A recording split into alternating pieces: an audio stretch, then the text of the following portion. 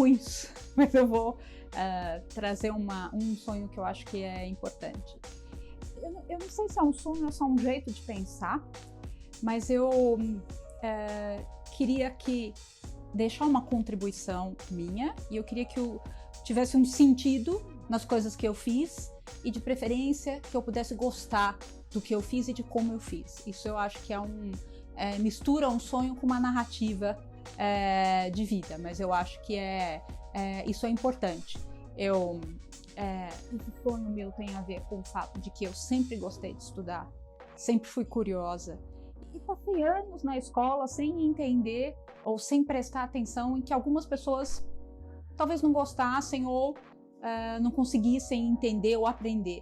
Eu precisei chegar à vida adulta e encontrar com muitas pessoas, com muitos pais, conversar com muita gente para perceber, nossa, não é assim para todo mundo. Mas por que não é assim? Porque é tão prazeroso aprender, é tão prazeroso construir alguma coisa, pensar sobre isso. E eu acabei tendo a oportunidade e a felicidade de poder viver esse sonho. Pela educação e pelo estudo, pelo compartilhar dessa experiência com alunos, com clientes ao longo da vida, pacientes, enfim, ao longo de toda essa história. E eu fico feliz hoje, por exemplo, quando eu entro, quando você é professor há muitos anos, e eu fui professora universitária há muitos anos, você acaba tendo muitos alunos. Então, eu fico feliz que hoje, depois de 18 anos, os alunos vêm, encontram e dão um feedback, vêm contar como foi, e aí reforça para mim a importância que uma pessoa pode ter na vida daquele indivíduo. Isso é uma coisa que eu acredito e valorizo muito, né? Quando a gente pensa quais foram os professores que te inspiraram, eu sempre tenho muito claro para mim, eu consigo enxergá-los na minha frente, e isso é uma fonte de inspiração. Então eu acredito muito em pessoas, em narrativas de vida, e eu acredito que as pessoas têm que ter prazer em aprender dentro da escola, se for dentro da escola, ótimo, mas se não, na vida. Então isso é um pouco do que eu tenho como sonho e do que eu tento trazer para o meu dia a dia e daqueles que estão perto de mim.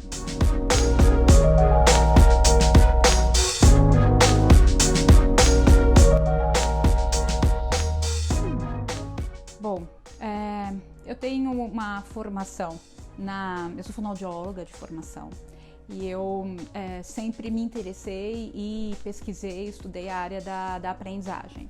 No início, porque eu trabalhei durante um tempo como clínica, então eu recebia as famílias, recebia as crianças e os jovens, e claro, para fazer uma avaliação e para fazer uma intervenção, mas me incomodava muito ouvi-los desistir das coisas, ou vê-los desistir dos sonhos deles, e era muito recorrente a questão na aprendizagem, o depoimento de que eu não sou burro o tempo todo.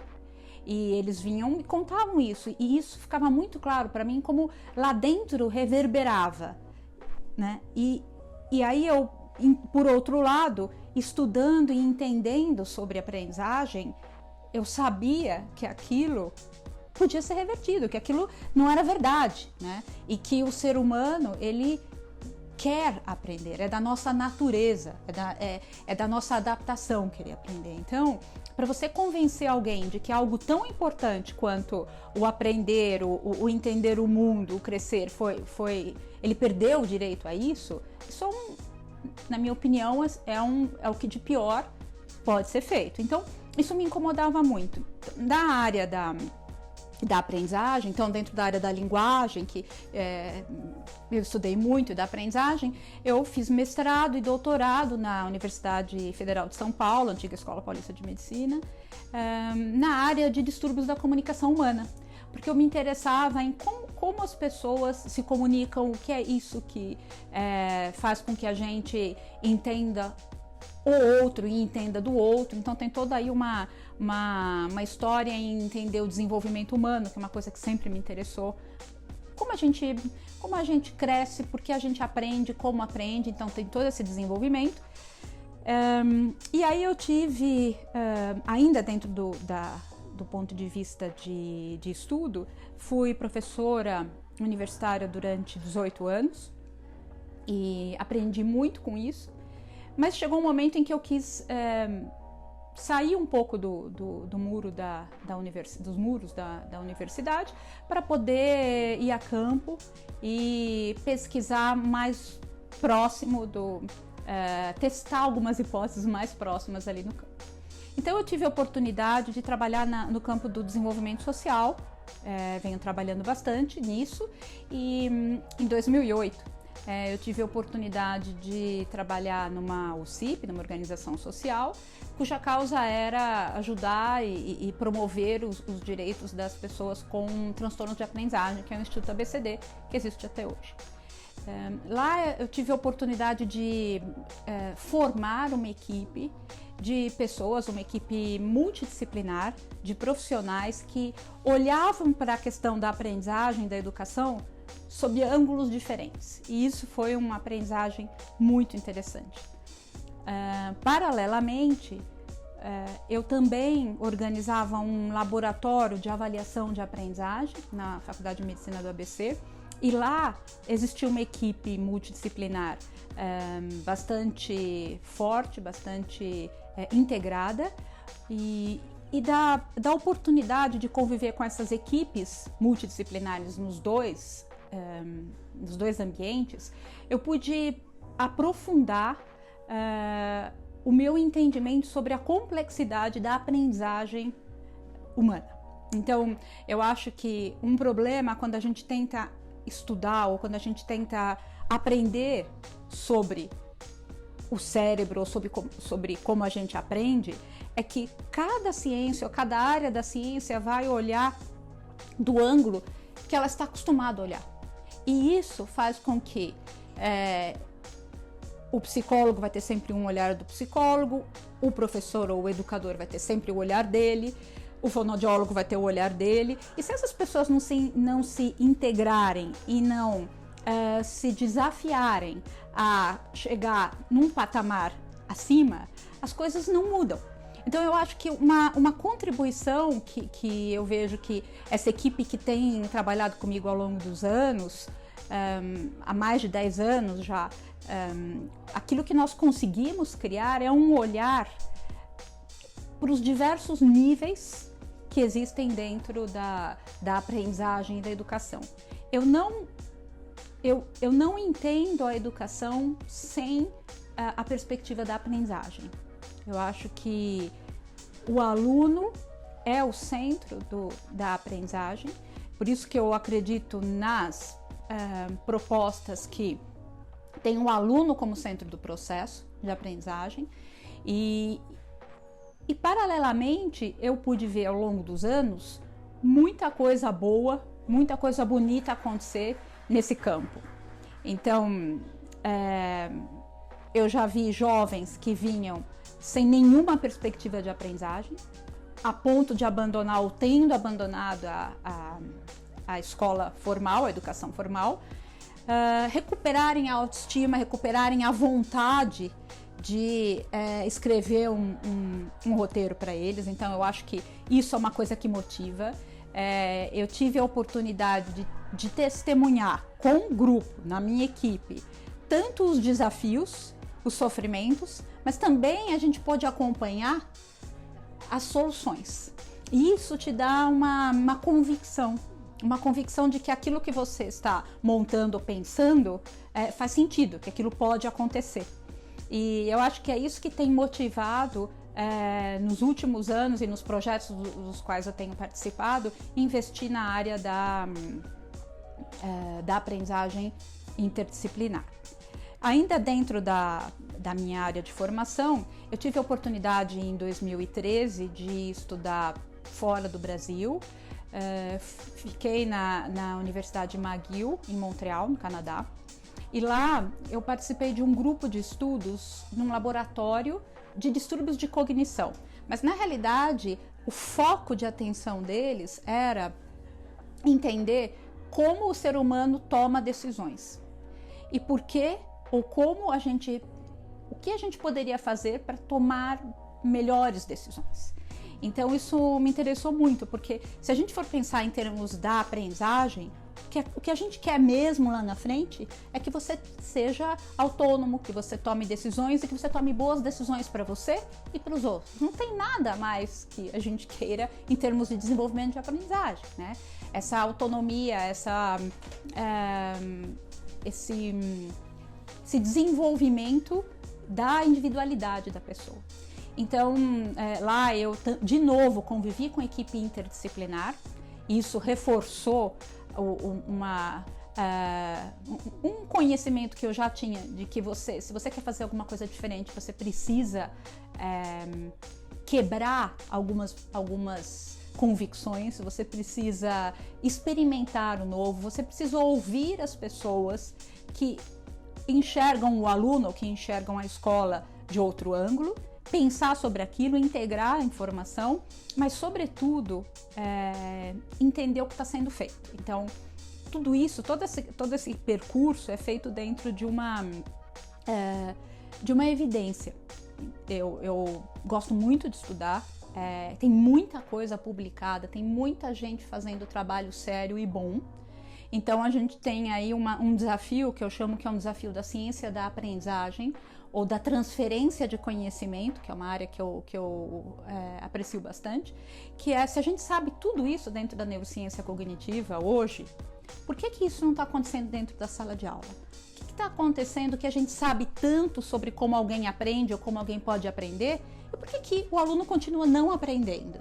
Isso me intriga, para dizer o mínimo, né?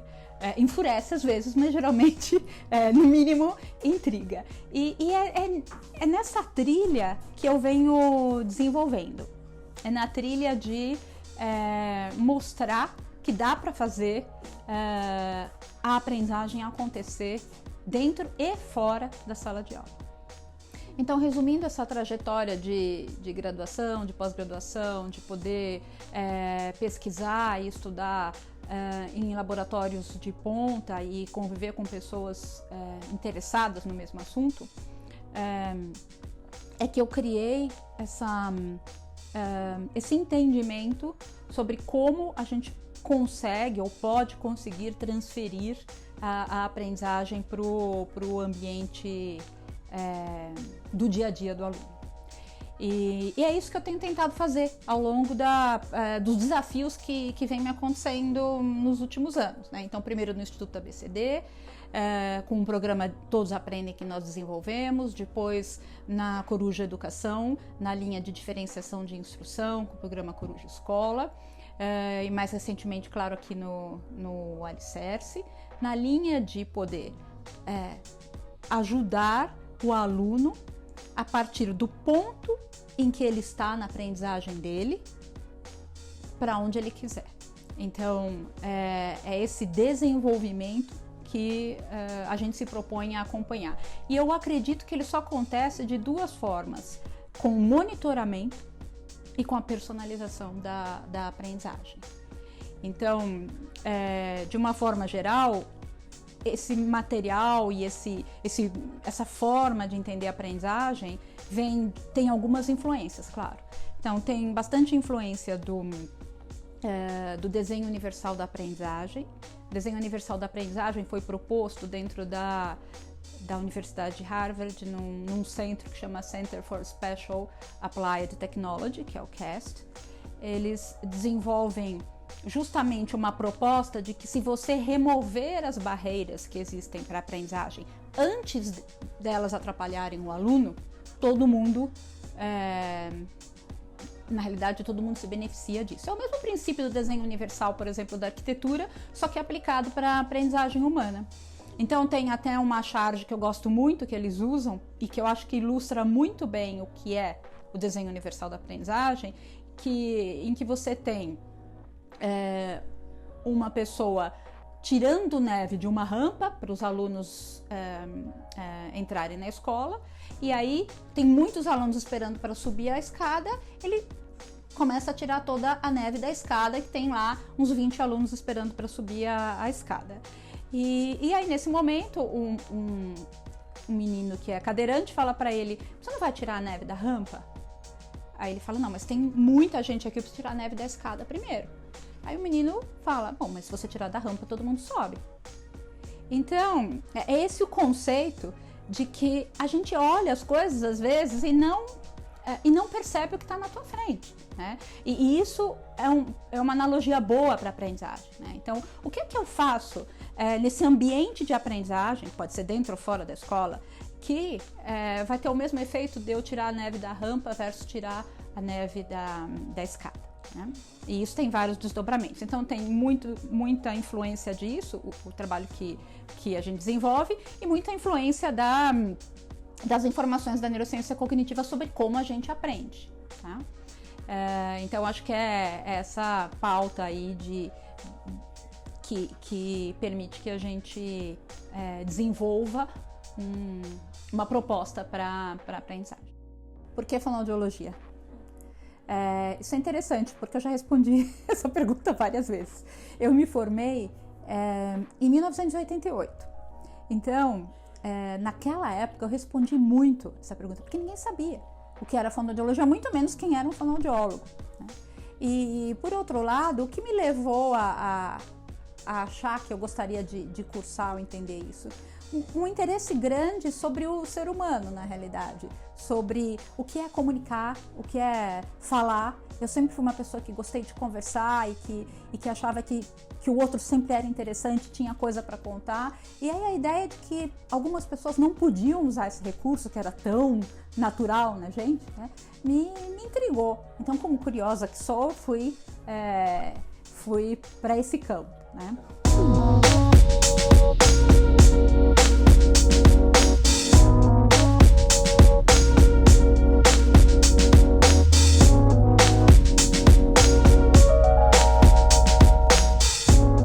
Acredito que os desafios sejam muitos na educação brasileira. E o que eu tenho visto é que professores e pais e alunos querem ser ajudados. Então, isso é um discurso que aparece o tempo todo. Então, o professor brasileiro, por exemplo, ele é fortemente criticado como um corresponsável pelos baixos índices de aprendizagem que a gente tem no país. Mas quando você vai para a sala de aula, e eu tive a oportunidade de visitar e passar tempo dentro de muitas salas de aula, você se depara com a complexidade que acontece dentro de uma sala de aula. E o que mais me impacta ainda é que um profissional que vai trabalhar todos os dias com seres humanos em desenvolvimento saiba tão pouco sobre desenvolvimento humano. Na minha opinião, essa é uma fonte de dificuldade, porque o professor, ele sofre com isso, e o aluno também, e eles vêm pedir ajuda. E aí, nisso que eu acho que a questão de você voltar para a formação de educadores é uma questão importante. Acho que a pauta da formação de educadores no Brasil é muito importante. Acho que a gente tem que dar oportunidade de entender melhor sobre o desenvolvimento humano e tem que dar oportunidade de um estágio, um tempo para você poder testar, experimentar e aprender dentro da escola com tutoria de alguém. Então, eu acho que o ensinar, eu também acredito que o ensinar, ele é uma vocação, né? E que você não necessariamente precisa ter um diploma de professor para poder ser um bom professor. Um bom professor, ele engaja o aluno, um bom educador, ele engaja, ele faz com que a narrativa do aluno se expanda, que a perspectiva dele se expanda e ele se interessa pelo que você está contando. É isso, né? Então, eu acredito muito no poder da condução aí da aprendizagem. Em termos de desafios, eu acho que tem uma complexidade aí na educação, que eu vejo muito da área que eu venho, que é a trilha aí da aprendizagem, que é o seguinte: a educação tem tido bastante dificuldade para ensinar os alunos nas escolas. mais dificuldade ainda para ensinar os alunos que têm transtornos de aprendizagem ou outros fatores do desenvolvimento que fazem com que eles aprendam mal. A escola sobrecarregada terceiriza a dificuldade de aprendizagem. Para quem? Para os pais, né? Alguns pais, poucos, conseguem se organizar para tentar resolver isso, a grande maioria não.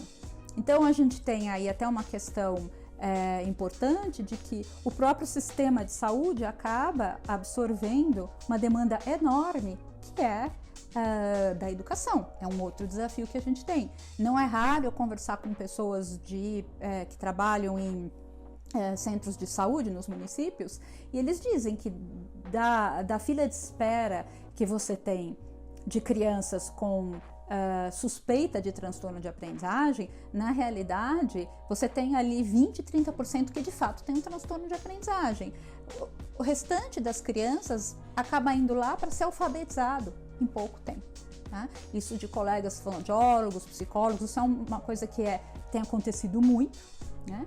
E não que a escola não queira ensinar, não é isso, eles não estão conseguindo ensinar, né? Então esse entendimento da diversidade, de o aluno no centro do processo e de personalizar ainda é muito estranho para a escola. A escola sabe, mas não aplica ainda a personalização da aprendizagem, tem tido dificuldade para aplicar isso no dia a dia.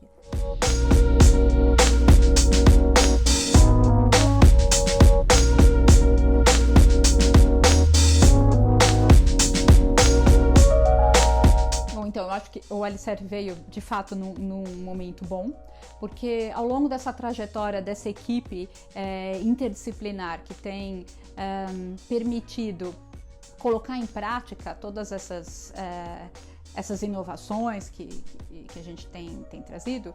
Então, a gente tem os anos de prática no Instituto ABCD, com o programa Todos Aprendem, que foi levado para todos os estados brasileiros e foi um programa muito bem sucedido de formação de professores para entender a aprendizagem.